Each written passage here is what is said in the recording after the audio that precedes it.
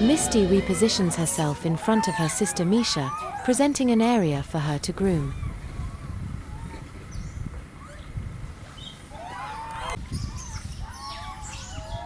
Foggy is observing the world around him with wide-eyed curiosity.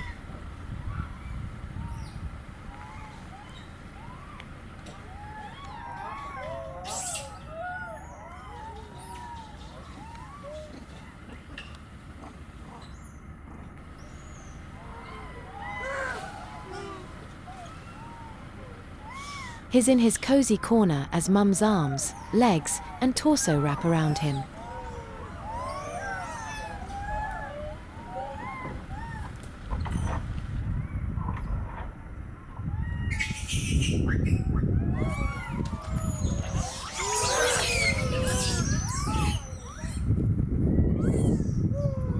While the other yearlings have to share their mother's attention with a new sibling, Lottie's world remains reassuringly whole. Lucky for Lottie, River is skipping a year.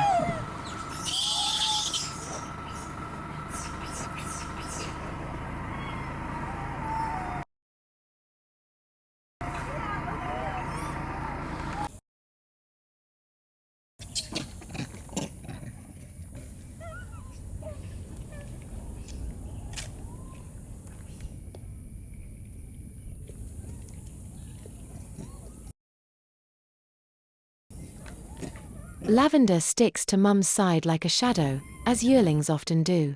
But her attention isn't on Mum. It's fixed on the new addition to the family, her baby brother, Landon. Lavender reaches out toward Landon, momentarily breaking his concentrated grip.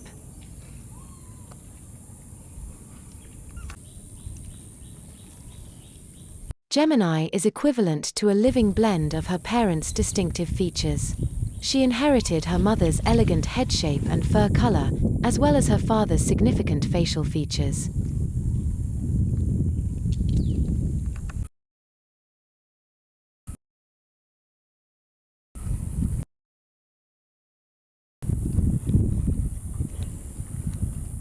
Heather is one of the most energetic babies in the troop who always keeps Mum on her toes.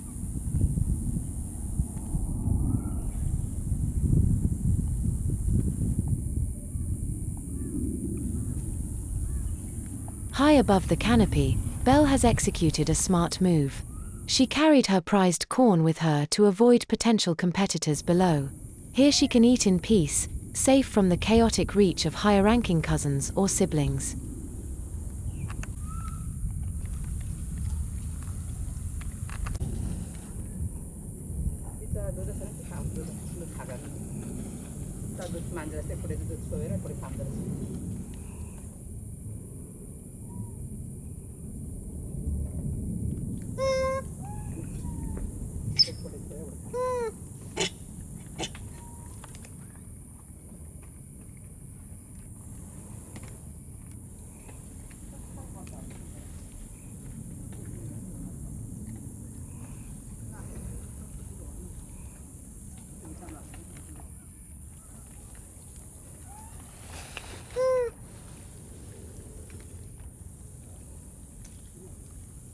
Rocky noticed Heather tucking something into her pouches, a smooth lychee seed.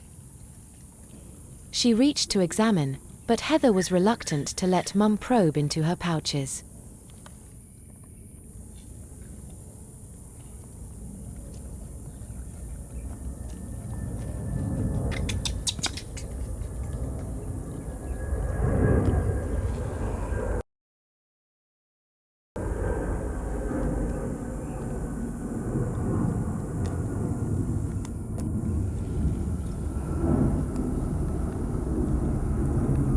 Heather pulls the milk bar downward, stretching it to its limit.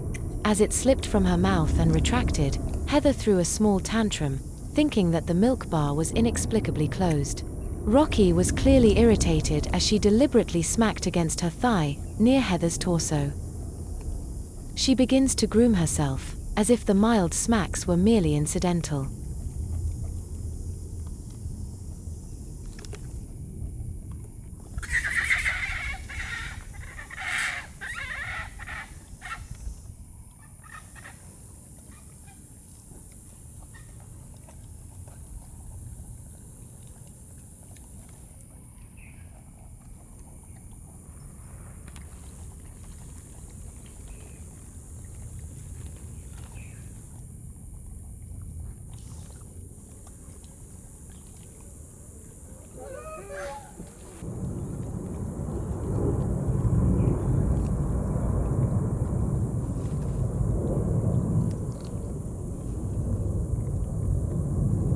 Heather usually suckles on the right teat.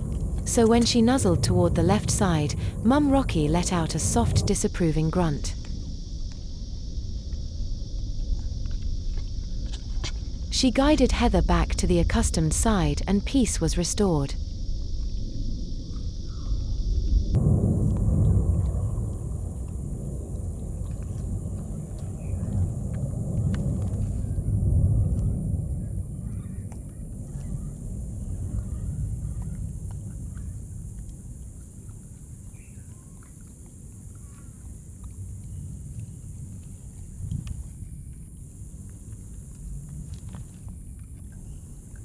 Heather knows that the hard lychee seed needs to be discarded and didn't swallow it.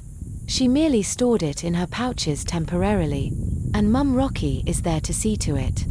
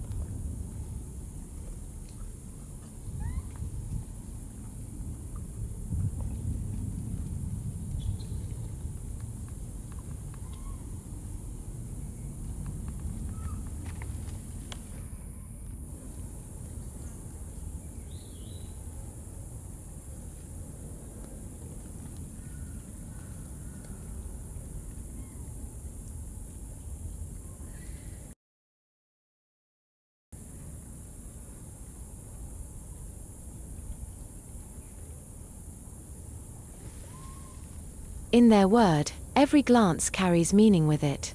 They have a wide array of facial gestures to express themselves, each is a finely tuned social signal. Kiara seems to genuinely like spending time around her Uncle Tayton, but he bullies her sometimes. Rocky doesn't turn her head fully, but her eyes slide to the side, assessing the individual who is approaching. She immediately displays the fearful submissive grin. They tend to avoid directly facing those who are higher ranking or make direct eye contact, as a stare could be read as defiance and thus a trigger for confrontation. Belle is thoroughly enjoying her corn. She scrapes each row clean with great precision.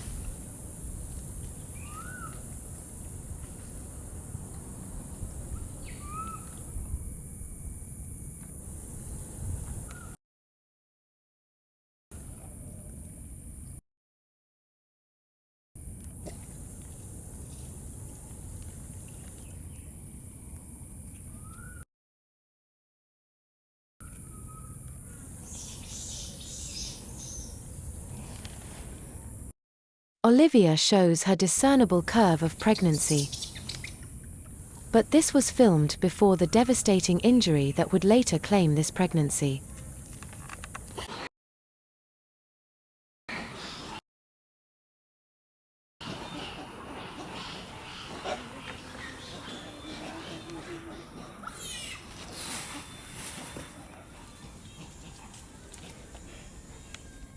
Belle isn't one to share. Having secured another prized corn, she turns her back on her son. But Dawson follows her like a shadow, in hope of snatching whatever scraps she might leave behind. Belle, however, consumes the corn with meticulous efficiency. Every bite is clean, leaving no chance for that. Sis's eldest son Oliver is going to be ousted soon.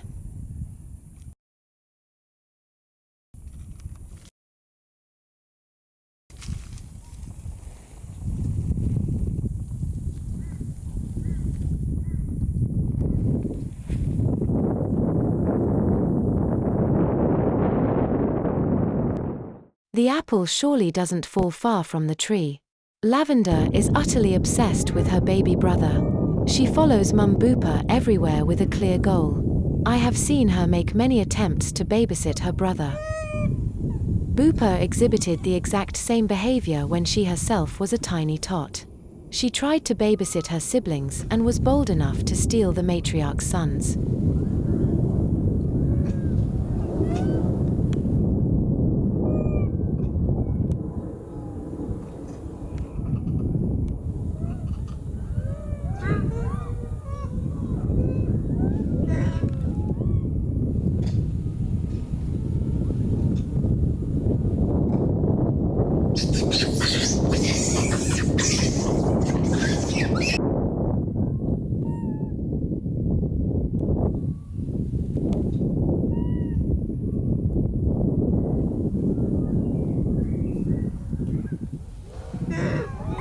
A small gathering begins at the sandy clearing beside the road.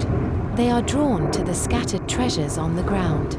Slender fingers sift through the sand and pebbles to pick out the peanuts. The adults swiftly gather handfuls, filling their pouches to their heart's content.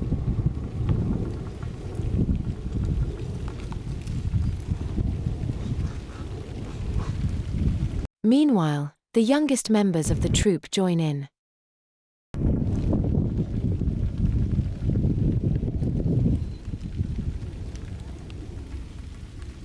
Millie here secured a peanut in her tiny cheek pouch.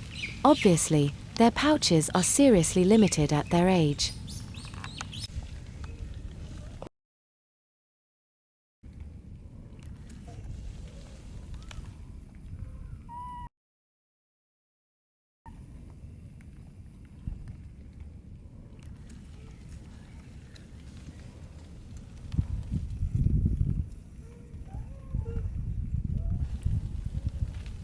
Hierarchy is the predominant force in their society, the very pillar upon which it is built. It dictates who gets to eat first, who rests where, and how they act.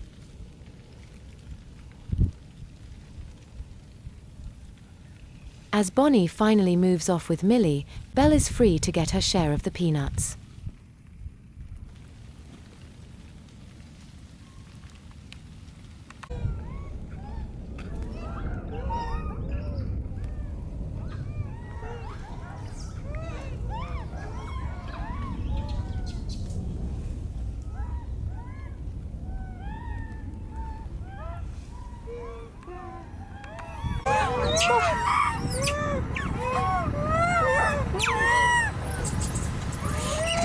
Oh goodness me, Cotton is injured. Her face is thoroughly scraped, swollen to such a degree that she cannot fully open her eyes. Being in an utterly vulnerable state, she must rely on Mum for mobility. She clings to Layla's back, relying on Mum's sense of direction and protection.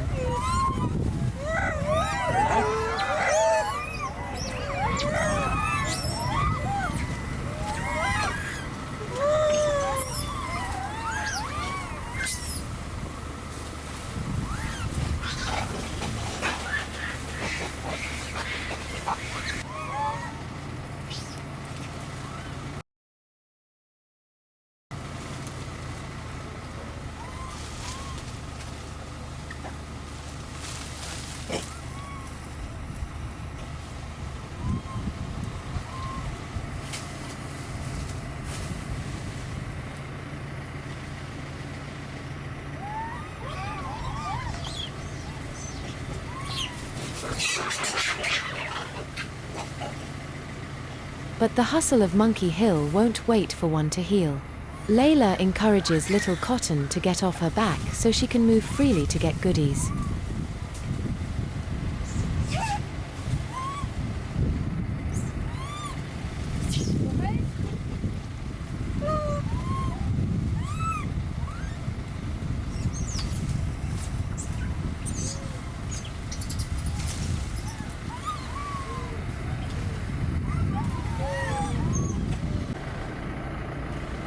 Cotton is so resilient. She's still able to climb here and there, reaching for familiar branches and the paths of her home tree. Her movements are slower, much more careful and deliberate.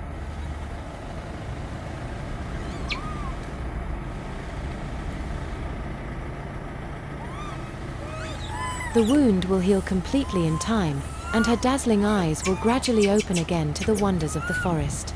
Their bodies are capable of sophisticated healing with remarkable speed.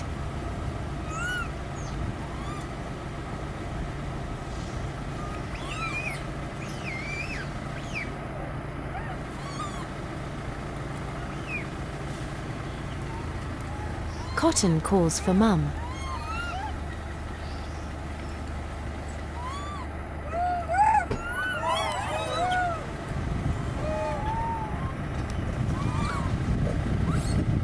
Mum Layla is never far away from her.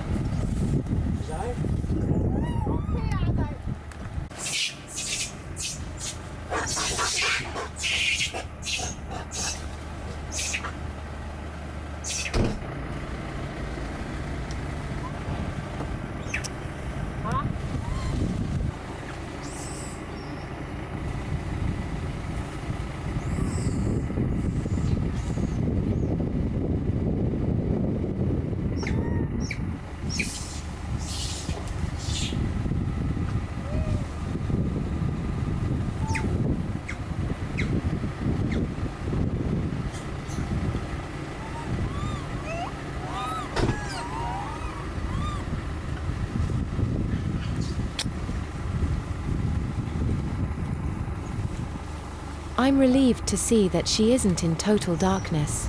Through the swelling and discharge, she can still see, albeit with a blurred and narrow vision.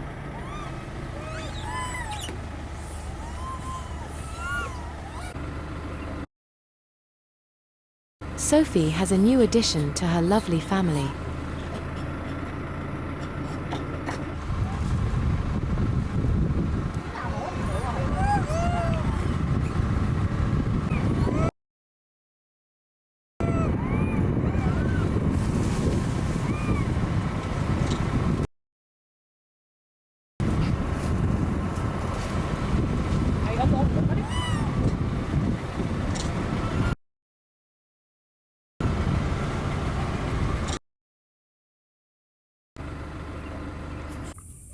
There's young Levi. Ousted from Skullhead's troop at an early age, he has now found sanctuary in Loena's troop.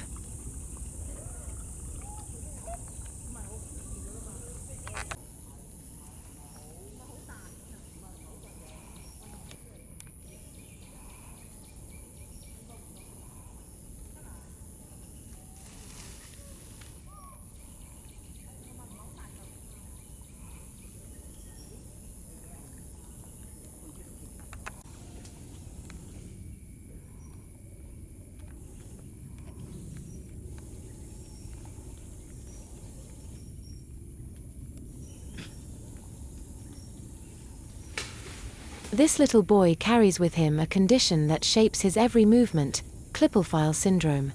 The abnormal fusion of cervical vertebrae presents as stiffness of the neck.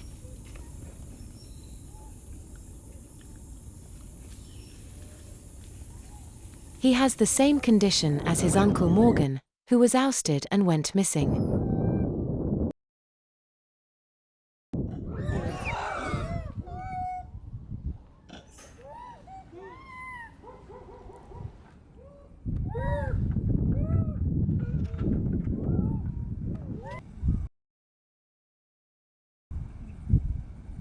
It wasn't a dramatic disappearance that ensued after a casting ritual, which is usually an aggressive expulsion by the troop targeted at adult males.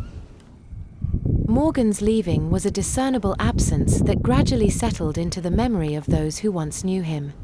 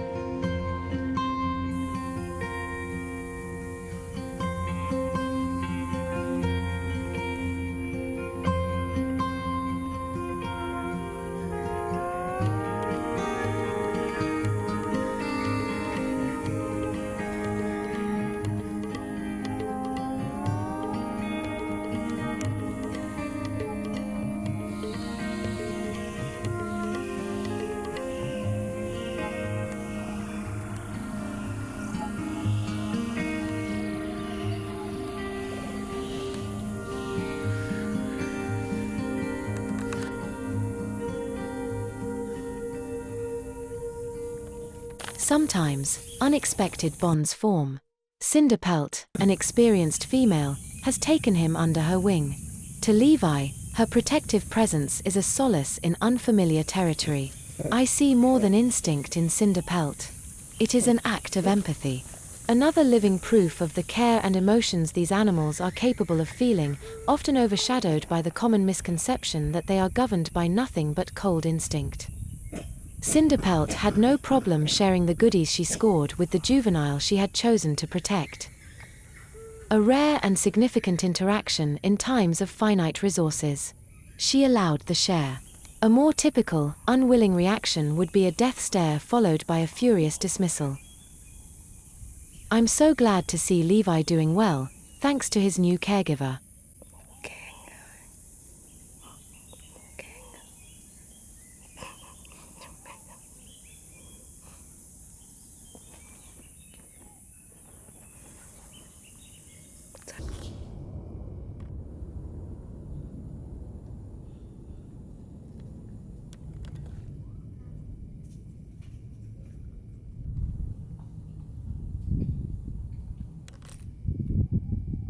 Bingo.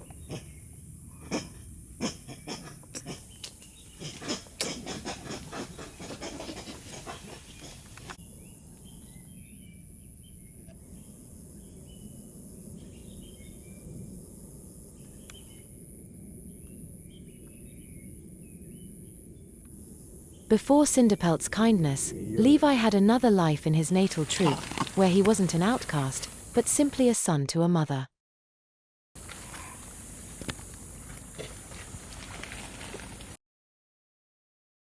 Vanessa held him tight against her chest, the only familiar heartbeat he ever knew.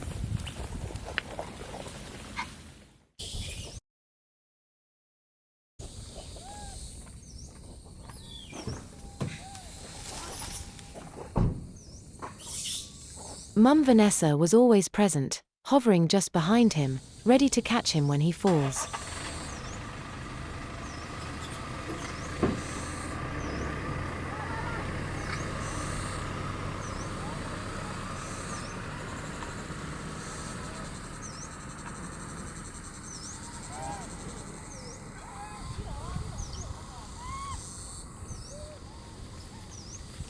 She taught him the ways of the forest.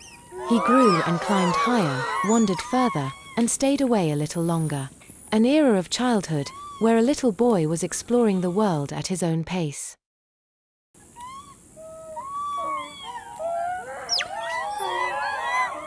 I have come to believe something that offers perspective, if not comfort. Being cast away at a younger age may be somewhat of a silent mercy, in its own cruel way. Other troops are often more tolerant of younger boys. Although never guaranteed, acceptance is more likely. Contrastingly, the arrival of grown adult males at a new troop's border may be perceived as a threat. Except during mating seasons, when females are much more tolerant.